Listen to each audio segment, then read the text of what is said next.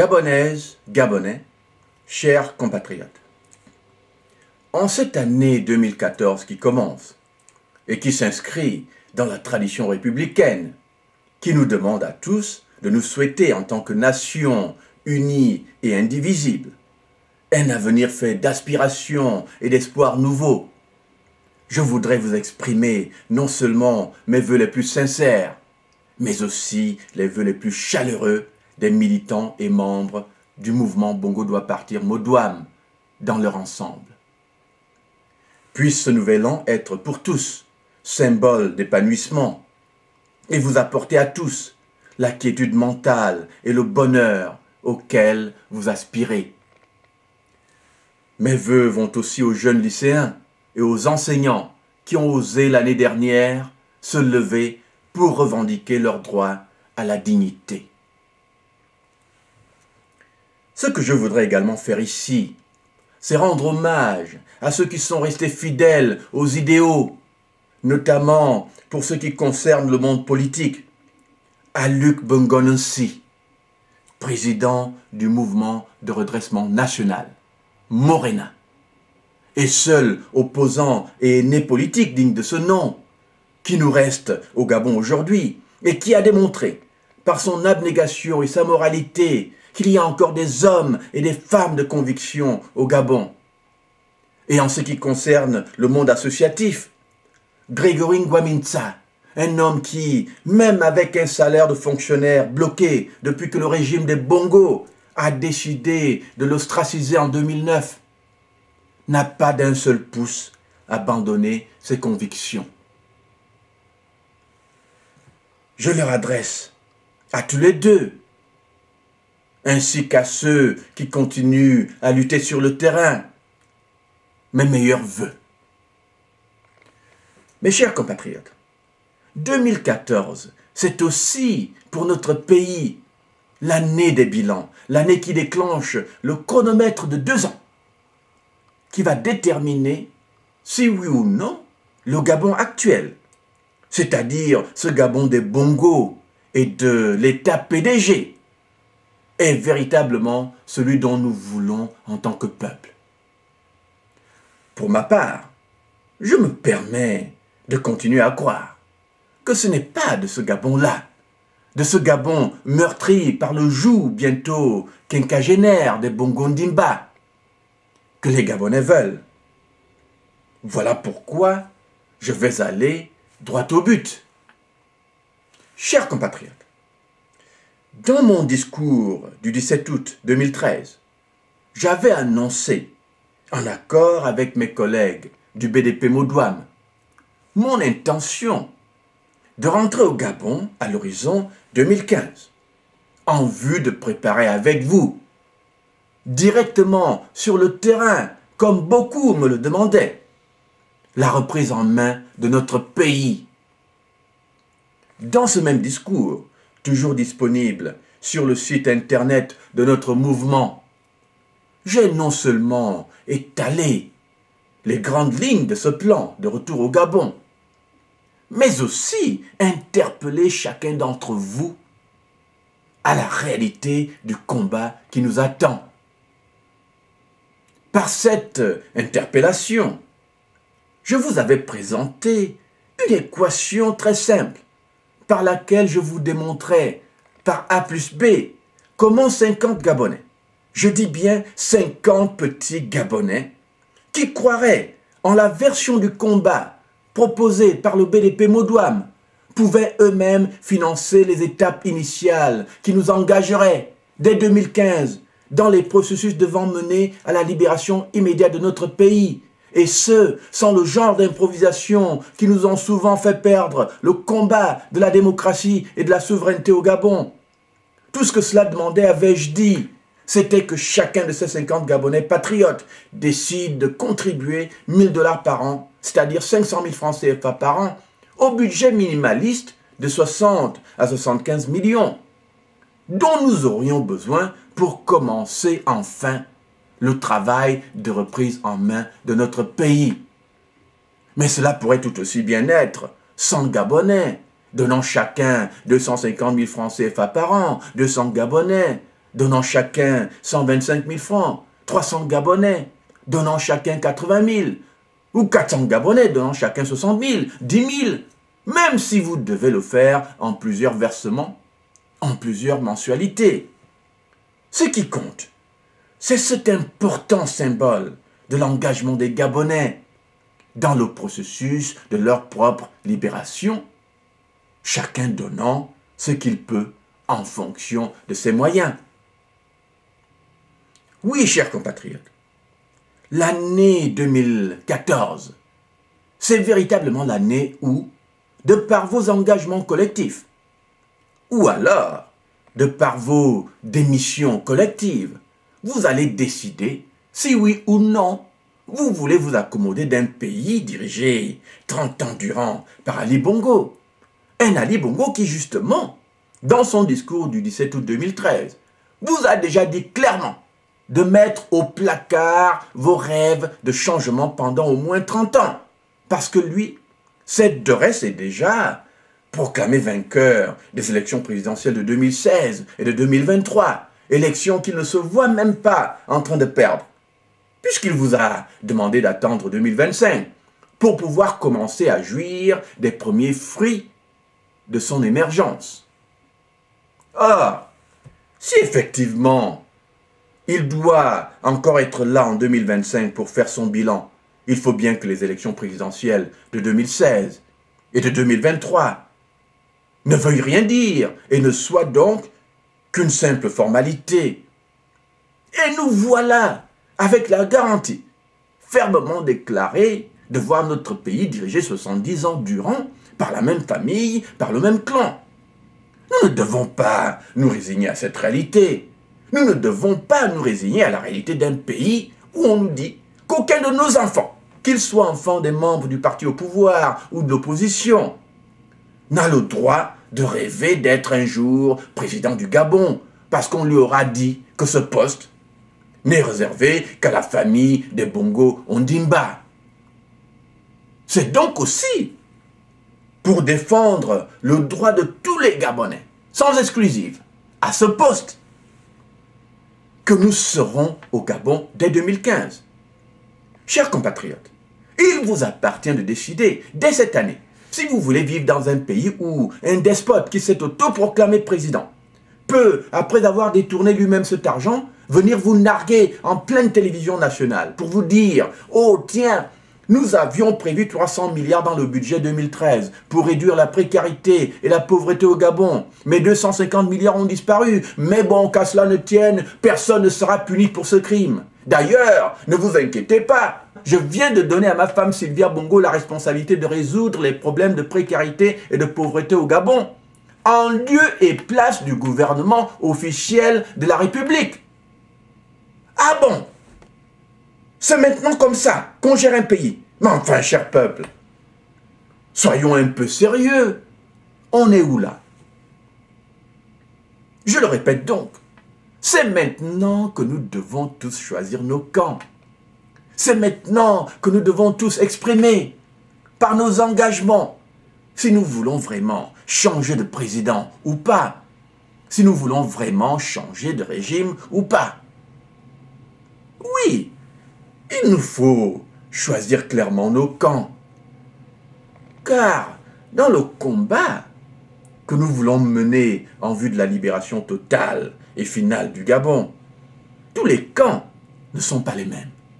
Tous les camps ne disent pas la même chose et tous les camps ne veulent pas la même chose.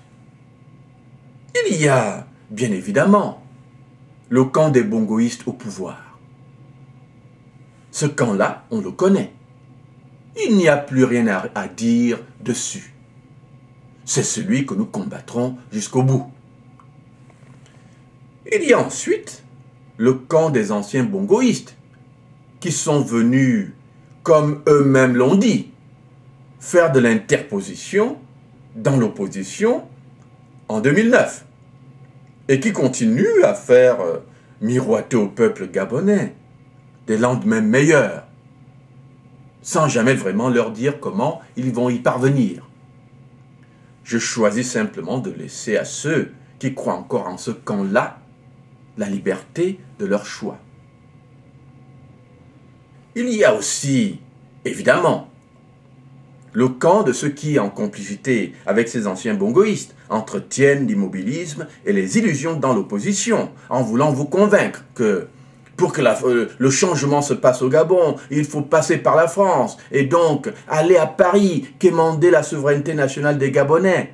Ce qui veut dire que tant que la France n'aura pas décidé de chasser Ali Bongo du pouvoir, nous devons attendre, comme des petits-enfants dociles, que François Hollande ou son successeur se transforme en Gabonais, puis se mettre par on ne sait quelle acrobatie mentale, à ressentir la souffrance des Gabonais comme un Gabonais, ce qui, un beau matin, lui commanderait comme ça, comme poussé par une transfiguration divine miraculeuse, d'envoyer son armée au Gabon chasser Ali Bongo du pouvoir, sans autre raison péremptoire que celle de libérer sa gabonité souffrante. Cette théorie, le BDP Modouam ne la partage pas. Elle contient trop d'inconnus, trop d'approximations, trop de conditionnalités, trop d'ambiguïté. En fait, ce type de théorie est dangereuse. Ce type de théorie qui conditionne toute initiative gabonaise à ce que les autres peuvent faire pour le Gabon et jamais à ce que les Gabonais eux-mêmes doivent être prêts à faire pour leur propre pays, à la fâcheuse tendance de démobiliser les Gabonais.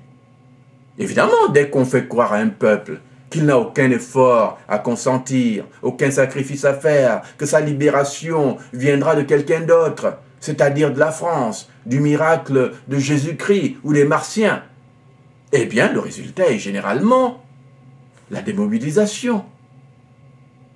Évidemment, en toute approche, en toute théorie, il y a toujours un degré de possibilité et un degré de probabilité. Cette approche française, nous la pensons certes possible, mais peu probable. Du moins, pas dans l'immédiat qui nous sépare de 2016. Et nous ne sommes pas prêts à rejeter d'un revers de la main, quand même, la réalité historique toute simple qui nous dit qu'il n'y a encore eu au Gabon aucune preuve que c'est parce qu'on serait allé en France, à Paris, quémander le pouvoir qu'on l'aurait obtenu. Mais nous laissons là aussi à ceux qui veulent y croire la liberté de le faire. Il y a enfin le camp de la troisième voie, le camp de ceux qui, comme nous, au BDP Modouam, parlent le langage du Mvet et du Mumbwang, et qui donc pensent que pour que le changement se passe au Gabon, il faut plutôt passer par les rues du Gabon et mettre la France devant le fait accompli du désir des Gabonais de changer. Ceci veut-il dire que nous ignorons l'importance de la France comme partenaire incontournable de la politique gabonaise? Que nous ignorerions l'importance de créer et de maintenir des réseaux d'amis du Gabon dans les grandes capitales du monde? Loin de là. Tout ce que nous disons est qu'il n'y a que deux attitudes possibles à avoir ici. Soit on y va avec une attitude petit nègre qui conditionne toute possibilité de changement au Gabon à la seule et bonne volonté de la France.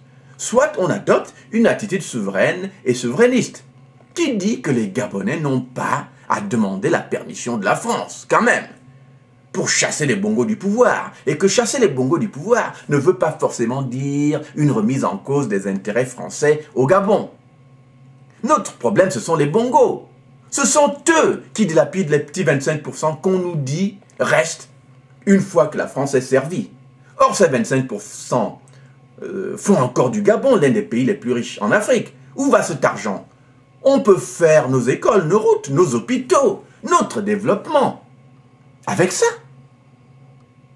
Le problème, ce n'est pas la France. Le problème, ce sont les Bongos. D'ailleurs, la France elle-même ne nous interdit pas la démarche insurrectionnelle. Il suffit pour cela de se rendre, enfin de se référer au discours de Nicolas Sarkozy à Dakar en 2007. Quand, s'adressant aux jeunes Africains, il déclarait, je cite, « Je ne suis pas venu jeune d'Afrique pour m'apitoyer sur votre sort, parce que votre sort est d'abord entre vos mains. Jeunesse africaine, vous voulez la démocratie, vous voulez la liberté, vous voulez la justice, vous voulez le droit. C'est à vous d'en décider. La France ne décidera pas à votre place. Mais si vous choisissez la démocratie, la liberté, la justice et le droit, alors la France s'associera à vous pour les construire.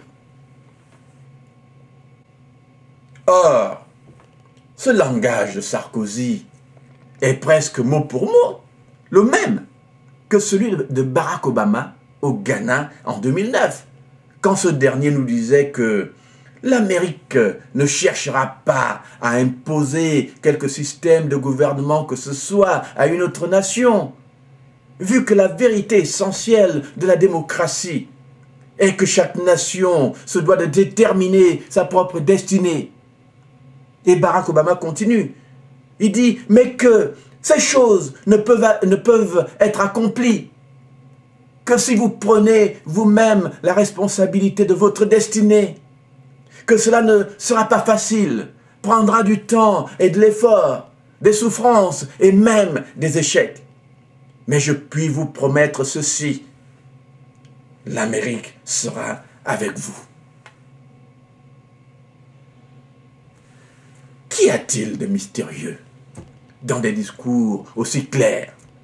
Et pourquoi devrions-nous continuer à nous recroqueviller dans des comportements de complaisance et attendre naïvement que nos libertés nous soient enfin octroyées ou restituées?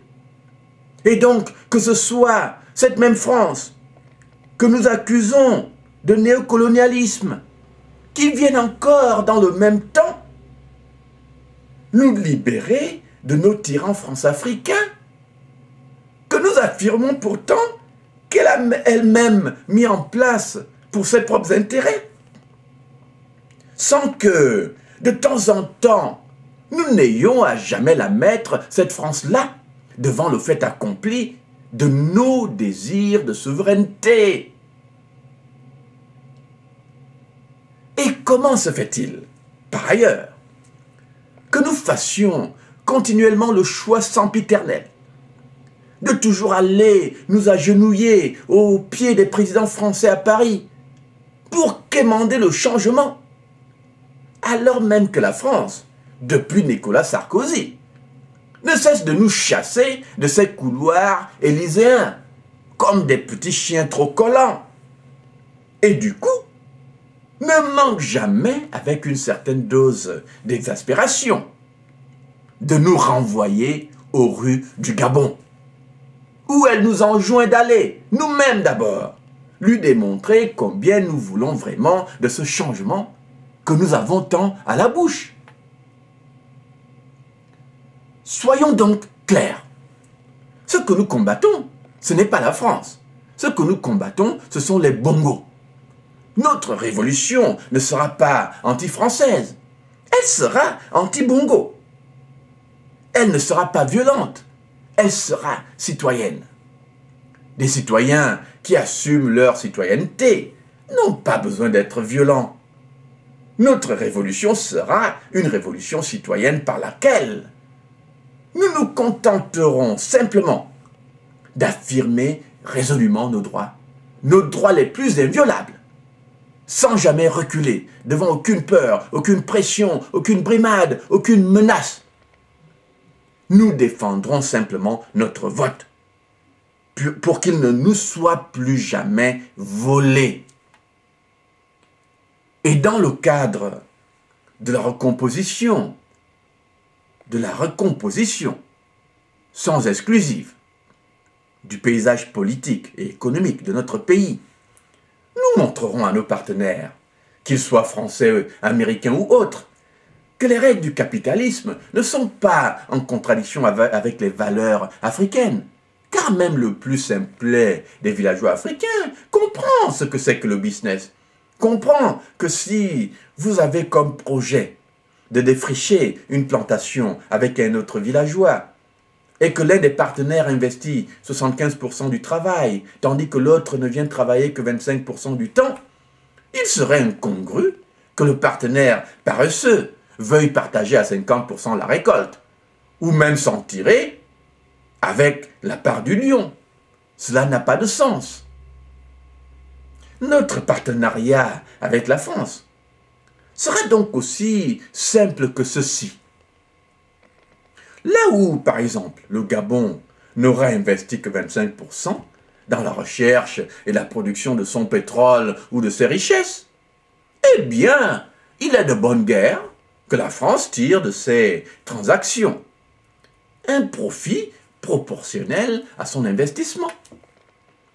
Mais là où demain, le Gabon, après s'être doté, comme nous le planifions, de capacités de recherche et de production propres, investira 75% et la France ou d'autres partenaires 25%, il sera tout aussi normal que le Gabon s'en tire avec un profit proportionnel à son investissement. Ainsi, dans le Gabon de demain, il ne s'agira pas de chasser les Français, mais bien au contraire de les inviter à investir plus, tout en redéployant le génie gabonais. Pour que, à côté d'une banque française, il y ait une banque gabonaise établie en concurrence. À côté d'une entreprise française, il y ait une entreprise gabonaise concurrente. C'est au jeu du génie, au jeu de la concurrence et de la compétitivité économique que nous nous battrons désormais avec nos amis français. Et nous sommes convaincus que dans ce nouveau Gabon-là, ce Gabon où chaque citoyen aura accès à un emploi de qualité et à la libre poursuite du bonheur et des opportunités, les Français auront leur compte et les Gabonais auront le leur aussi. Chers compatriotes, la France ne chassera pas les bongos à notre place. Ce travail, c'est le nôtre. Prenons donc la France à ses propres mots. Montrons à la France que nous voulons changer et la France sera avec nous. Montrons aux Américains que nous voulons changer et l'Amérique sera avec nous. Au Gabon, les bongos n'ont pas duré au pouvoir parce que la France les soutenait obligatoirement. C'est que nous n'avons pas eu d'opposition assez forte. Et les Occidentaux sont pragmatiques.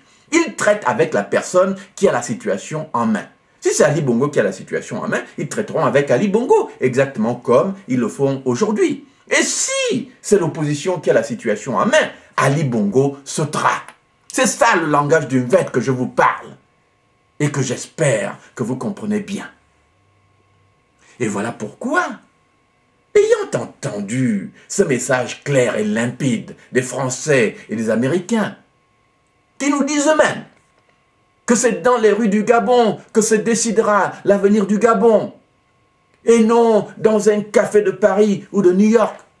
Ayant entendu ce message, le BDP Modouam a fait le pari de miser sur vous, peuple gabonais.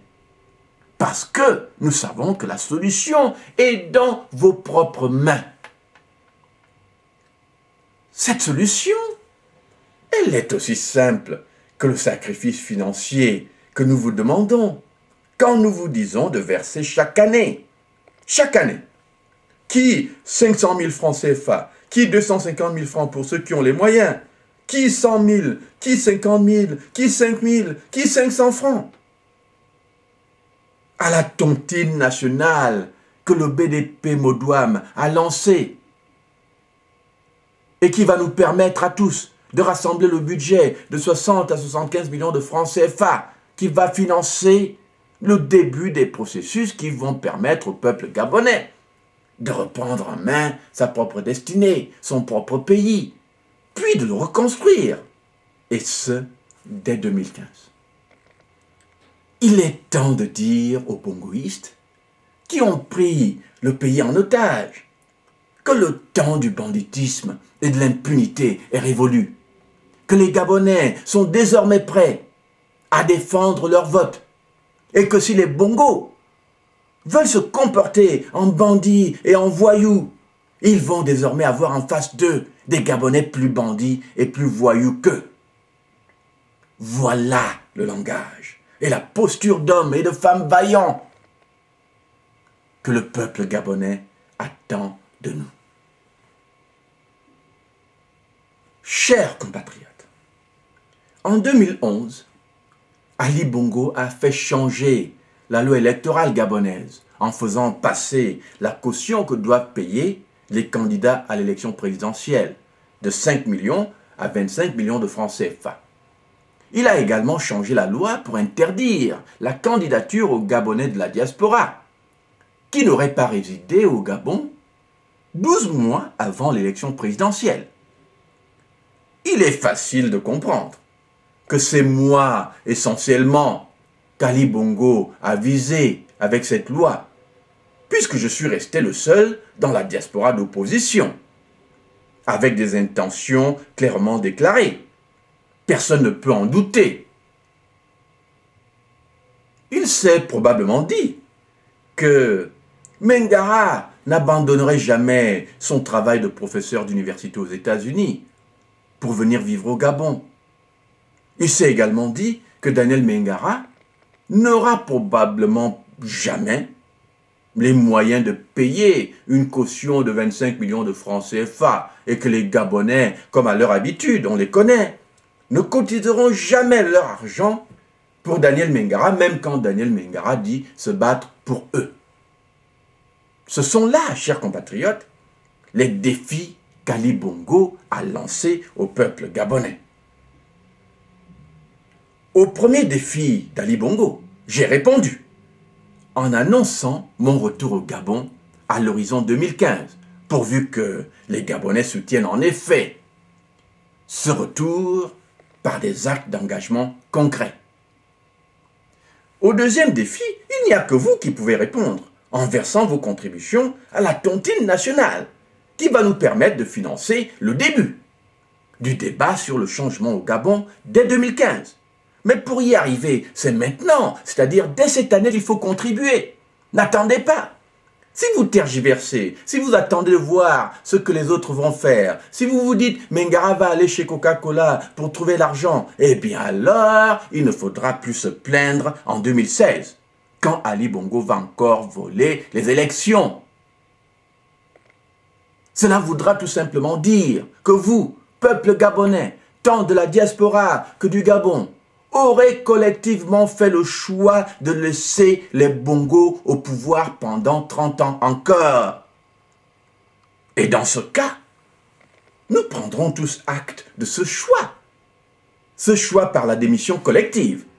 Nous laisserons Ali Bongo faire du Gabon ce qu'il veut, puisque telle aura été votre volonté collective, celle de la démission collective. On ne peut pas passer toute sa vie à se plaindre sur Facebook, dans les bars ou en cachette à la maison. Parfois, il faut agir. Et quand on refuse d'agir, on accepte les conséquences. Voilà pourquoi il nous faut être très clair. L'insurrection, c'est notre dada au BDP Moudouam. Nous la préparons depuis 1998. Nous ne prétendons pas être les seuls à pouvoir la faire. Mais nous affirmons néanmoins qu'il n'y a rien qu'on puisse dire aux Gabonais aujourd'hui en matière d'insurrection qui n'ait été imaginé, conçu, préparé, prévu par le mouvement Bongo doit partir. Le seul à avoir conclu, dès 1998, que le changement au Gabon ne se passerait jamais par les urnes, qu'il ne faut plus simplement participer aux élections de manière électoraliste. Il ne faut y participer que si on s'est préparé à défendre le vote des Gabonais avant et après l'élection. Comprenez donc plan A puis plan B. Je dis bien avant et après l'élection. Aujourd'hui, le BDP Moudouam déclare être prêt à défendre le vote des Gabonais avant et après l'élection si une telle élection se tient. Si elle se tient, cette élection. Nous avons donc le plan A et le plan B. À vous donc, cher peuple, de décider si vous préférez suivre les fantasmes d'une libération par le miracle ou par la France, ou si vous voulez sérieusement préparer le changement sans le type d'improvisation qu'on nous sert depuis 2009. Je demande donc simplement à ceux qui croient en moi et au travail que le BDP Modouam fait depuis 1998 de nous rejoindre dans le cadre de notre plan pour qu'ensemble nous allions au Gabon montrer au monde. Un an avant l'élection présidentielle de 2016, que nous voulons vraiment changer de président, que nous voulons vraiment changer de régime. Chers compatriotes, Barack Obama était un parfait inconnu, sans fortune personnelle, quand il annonça sa candidature à l'élection présidentielle américaine en 2007. Il ne serait pas président des États-Unis aujourd'hui si les Américains avaient attendu que Coca-Cola ou les milliardaires américains donnent l'argent de sa campagne à Barack Obama. Pourtant, Barack Obama est bien américain. Bien au contraire. Comprenons l'importance du moment. C'est le petit peuple américain. Un petit peuple avide de rupture qui s'est mis à se cotiser. Certains donnant 5 $, d'autres 10 $, d'autres 100. Au final, c'est ce petit peuple qui a permis à Barack Obama de triompher.